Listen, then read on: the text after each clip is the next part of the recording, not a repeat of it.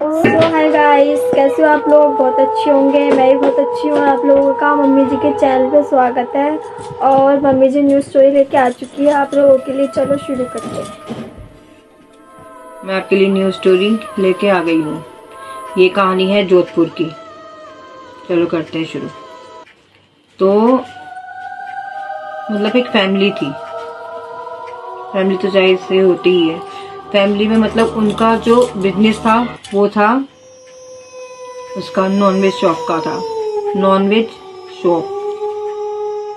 तो अब जाहिर सी बात है, नॉनवेज शॉप है तो नॉनवेज तो बचता ही होगा। कुछ तो वो वहीं पे रख के आते थे, कुछ घर में बनाने के लिए लेके आते थे। ऐसे ही रूटीन चलता रहा। फिर एक दिन जो मेन ऑनर है, उनकी तबीयत खराब हो गई, तो उनकी जगह उनका बेटा बैठने लग गया। ऐसे एक दो हफ्ते बीते तो वो नॉनवेज लेके घर नहीं जाता था। तो उसके पापा बोले तो नॉनवेज घर पे लेके आया करना, हमें दूसरे लड़कों से मंगाना पड़ता है, तो तू ले आया कर। फिर ऐसे हाई लगती है, ये है वो है, मतलब 10 बातें बोलने लग गए। तो कह रहा अच्छा पापा, आज से मैं ही लेके आने लग जाऊंगा। तो नॉनवेज की शॉप तो जाहिर सी बात है 8 9 बजे तक खुली रहती है। और जोधपुर का इलाका तो ऐसा है कि 8 बजे के आप मतलब 8 बजे के बाद तो आप टॉफी होती ना, टॉफी मीठी, वो भी लेके नहीं जा सकते। छोटा शहर है मगर बहुत अच्छा भी शहर है, घूमने लायक है, सब कुछ है, मगर बहुत खतरनाक है। मतलब 8 बजे के बाद आप मीठा लेके नहीं जा सकते हो। तो वो तो मीठे की जगह नॉनवेज लेके आ रहा था। थैली थी, थैले में एक वो भी था, थैला कपड़े का। कपड़े के थैले समेत फट से टूट के बीचों बीच फाटक के गिर गई। उसकी गलती क्या हो गई? वो सोचा घर पे डांट पड़ेगी, तो उठा के थैली बांध के घर ले आया। सबसे बड़ी गलती हुई उसकी, क्योंकि किसी ने भोग मांगा था किसी चीज का। शुक्र है वो बच्चा बच गया। बुरी चीज पे मतलब जो बुरी चीज थी ना, वो नॉनवेज भी थी, वो नॉनवेज ही साथ ले गया। बहुत बड़ी गलती कर दी। अब बच्चा था, उसे क्या पता था। घर गया, जाके थैली चुपचाप से किचन में रख दिया। हाथ मुंह धो के मम्मी गई उसकी किचन पे। कह रही अरे थैला टूटा हुआ है, मैंने तो उसको ठीक दिया था, ये कैसे थैला टूटा हुआ है? पूछ के आती है। चिल्लाने लगी, मैं तेरे को थैला ठीक से दिया था, तूने थैला भी फाड़ लाया, ऐसे क्या क्या क्या आया तू? मम्मी डांटोगे तो नहीं ना, पापा को मत बताना, नहीं डांटेंगे मेरे को। अरे क्या हो गया, बता तो सही। मम्मी मैं आ रहा था ना, मम्मी तो उसकी समझदार थी, पता था उनको। तो मम्मी मैं आ रहा था ना, तो जैसे अपने रेलवे फाटक है वहाँ पे वो थैली गिर के टूट गई थी। पता नहीं, मैं तो आराम से चला रहा था, बस वो थोड़ा सा मैं सोचा वो गड्ढे वड्ढे आए होंगे तो उसकी वजह से खींच के टूट गई होगी, तो मैं उठा के ले आया। उसकी माँ घबरा गई, अरे तो क्यों ले आया, इसको वापस ही रख के आ। नॉनवेज पे पूरी चीजें बहुत जल्दी हावी होती है। और उस बच्चे को क्या पता था, पहले दिन लेके आया घर पे मीट। उससे पहले उनके बीच में फाटक पड़ता था। फाटक जानते हैं, रेलवे स्टेशन, मतलब रेलवे का फाटक होता है वो, जिसलिए हम रुक के हैं, वहां से ट्रेन गुजरती है, वो फाटक, उसके पार ही उनका घर है। तो थैली समेत वहीं फेंक के आया। उसको जब भी कुछ नहीं बताया उसकी मम्मी की, सबसे बड़ी गलती थी, उसको उसी टाइम बता देना चाहिए था। पर बला तो लग चुकी थी ना बच्चे के साथ, वो क्योंकि घर ले आया, वो पीछे पीछे साथ में आ गई उस चीज के। ऐसे ही रूटीन, सुबह उठा, वो नॉनवेज शॉप पे गया, बैठा, और वो ही नॉनवेज लेके आ रहा था रात को ही। मतलब 10 पौने 10 के आसपास होगा। उसके पापा तो मतलब 11 बजे तक शॉप खोलते थे, पर वो छोटा मतलब इतना वो नहीं था मैच्योर, पढ़ता था भी ना, तो इसलिए उसके पापा कहते थे कि तुम्हें टाइम से आ जाएगा। तो वो पौने 10 बजे करीब निकल गया, वही फाटक आने लगा। तो अब जब सामने से ट्रेन आती है तो फाटक तो ऑलरेडी बंद हो ही जाता है, तो थोड़ी देर वेट भी करना होता है। तो लड़का खड़ा हो गया, पर वो फाटक एरिया ऐसा सुनसान था ना, मतलब गिने चुने ही लोग थे। और वहां तो बेचारे के पास गिने चुने भी नहीं, वो अकेला ही खड़ा था बस। गाड़ी आने में भी टाइम था तो वो रुक गया। तो रोने की आवाज आ रही। वो लड़का देखा, रोने की आवाज, कुछ दिखाई नहीं उसको, रोने की आवाज आ रही है। फिर उसने इग्नोर किया। फाटक एरिया तो सोच लो आप थोड़ा जंगल टाइप का ही होगा, घर तो होंगे ही। तो फिर थोड़ा सा उसने इग्नोर किया। फिर थोड़ी देर बाद वही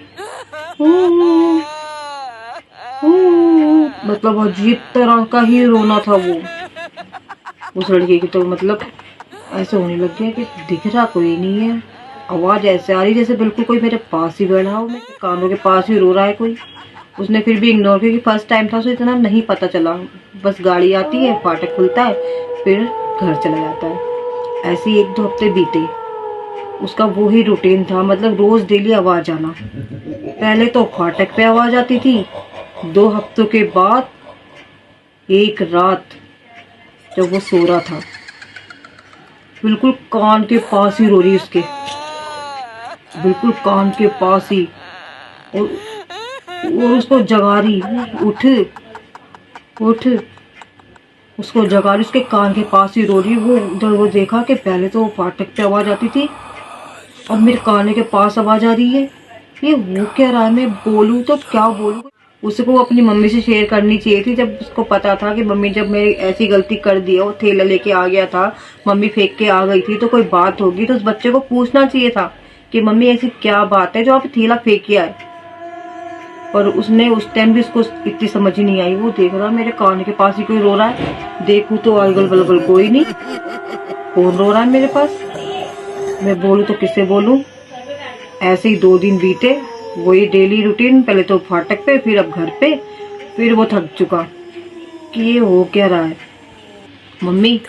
फिर उसने एक दिन बोल ही दिया अपनी माँ को कि मम्मी देखो ऐसे ऐसे हो रहा है मेरे साथ, और जब से ही हो रहा है, जब से वो थैला टूट के गिरा था। तो उसकी माँ ने पूछा कि बेटा इसकी मतलब कैसे सुनाई देती तेरे को, कैसे हो रही हो। मगर उसका रोने का जो साउंड है ना मम्मी, हाथ पैर के ना ऐसे रोंगटे खड़े कर देगा आपके, इतना खतरनाक रोती है वो। रोती मतलब दुखियारी जैसे टाइप की है, मगर उसकी जो साउंड होता है मम्मी रोने का, बहुत डरावना होता है मम्मी। मैं रातों रात जग जाता हूँ। कभी तो मुझे फाटक में आती थी और अब मुझे घर पे आती है, मेरे रूम में ही। उसकी माँ दंग कि तूने मुझे है इतने हफ्ते हो गए तो मुझे अब बता रहा है, अब जाग रहा है, तू मुझसे पूछा भी नहीं मम्मी है, अब तू ये परेशान होके मुझसे अब बात कर रहा है तू, पता ही जल्दी कितनी चीजें हावी होती है। उसको कंटिन्यू आवाज आ रही, जैसे उसके कान के पास ही रो रही है।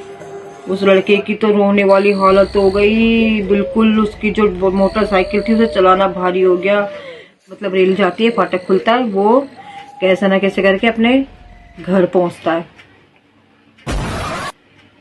दूसरे दिन उस लड़के ने मतलब वो रात को मतलब अपने घर में तो सही सोया, क्योंकि वो पंडित के चेले कुछ कर गए थे ना घर पे, तो वो ठीक था, घर पे तो ऐसा कुछ ही नहीं हुआ। और उसने अपनी माँ को भी नहीं बताया कि मैं रोज रोज क्या परेशान करूं, पंडित जी भी 1 हफ्ते बाद आएंगे। तो दूसरे दिन क्या होता है, वही रूटीन, अपनी शॉप बंद करता है। और फिर उस दिन भी वही रेल का फाटक बंद मिलता है बेचारे को। उस दिन क्या होता है, वो अपना उस किसी को तो सुनाई देता नहीं है, वो सोचता है मैं अपने फोन में रिकॉर्ड कर लूं। रिकॉर्डिंग को ऑन करके छोड़ दिया, वो सोचा इसमें आवाज रिकॉर्ड हो जाएगी उसकी। और हालांकि हुआ ऐसा, वो बकायदा रोई है जैसे उस लड़के के कान में आ रही थी, और बकायदा उस फोन में रिकॉर्डिंग इतनी साफ क्लियर हुई। और कैसे न कैसे रख के सीधा घर।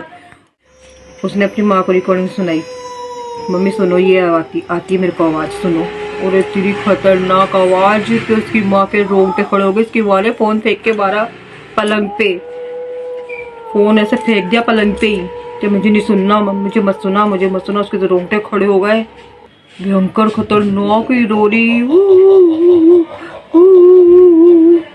तो कह रही है क्या है, पंडित जी को दोबारा फोन किया, पंडित जी आ जाओ, 1 हफ्ता बहुत टाइम बीत जाएगा, मेरे बच्चे को संभाल लो आके। फिर वो पंडित जी कहते हैं चल तेरे वजह से मैं जल्दी आ रहा हूँ। फिर वो तीसरे दिन आते हैं उनके घर पे, वो सुनते रिकॉर्डिंग करेंगे। ये तो बहुत खतरनाक औरत है, और ये एक औरत नहीं 3 औरत है। ये एक नहीं रो रही बेटा, ये 3 औरतें रोती है। कभी वो उस लड़के का सुरक्षित धागा बांधते हैं हाथ में, का सुरक्षित धागा बांधा मंत्रों समेत, उसका धागा बांध दिया, गले में भी बांध दिया, रुद्राक्ष का मोती दिया, उसको गले में पहना दिया, और 2-3 हफ्ते सब देखा उसको। उसने बोला मेरे साथ ठीक हूँ, अब मुझे कोई आवाज़ नहीं आती। पंडित जी का बहुत बहुत शुक्रिया आभार किया उनका कि उनको मतलब वो लड़का ठीक है। हाँ, अब मैं कहती हूँ आपसे, कभी भी कोई चीज़, चाहे वो आप टॉफ़ी ही क्यों ना खा रही हो, अगर चौराहे पे गिर जाए तो प्लीज़ उसे दोबारा ना उठाएं, और अपने बच्चों को भी बता दें कि ये दोबारा उठा के ना खाएं। क्योंकि देखो ये 3 बजे का समय है, दिन का भी 3 बजे का समय, 2 बजे का समय, 2:30 बजे का समय अच्छा नहीं होता। 1 बजे और 2 बजे के बीच का समय ये भी अच्छा नहीं होता। बच्चों को नलों के पास मत जाने दो, मीठा खा के बाहर मत जाने दो। अगर बच्चा खाता है तो पानी पिला के भेजो उसे बाहर। उस बच्चे के साथ तो नॉनवेज तो सबसे गंदा होता है, सबसे जल्दी उसके साथ तो मतलब वो बच्चा पता नहीं कैसे बच गया। तो गंदी चीज पे तो इतनी जल्दी हावी होती है जिसकी कोई हद ही नहीं। पर चलो बच्चा था, सुरक्षित है आज अपने घर के अंदर। बस आपसे यही गुजारिश है, कभी भी कोई चीज़ गिर जाए, चाहे वो कितनी महंगी हो, उसे गिर जाने दो। वो किसी ने मांगी है आपसे, मांगी है किसी ने, अगर वो गिर गई तो गिर गई, हो गई उसकी, फिर वो आपकी चीज नहीं है, वो उसी की हो गई जिसने खींची है।